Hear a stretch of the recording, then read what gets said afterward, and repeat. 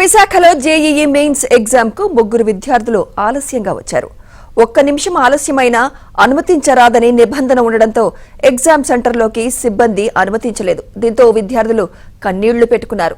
పరీక్షల సమయంలో కూడా విద్యార్థులు నిర్లక్ష్యంగా వ్యవహరిస్తున్నారని పలువురు విమర్శిస్తున్నారు.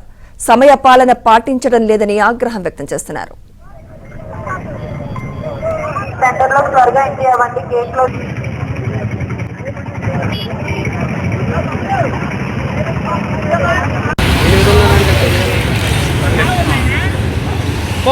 మాట్లాడి ఏదో ఒకటి అడుగు వాళ్ళకి.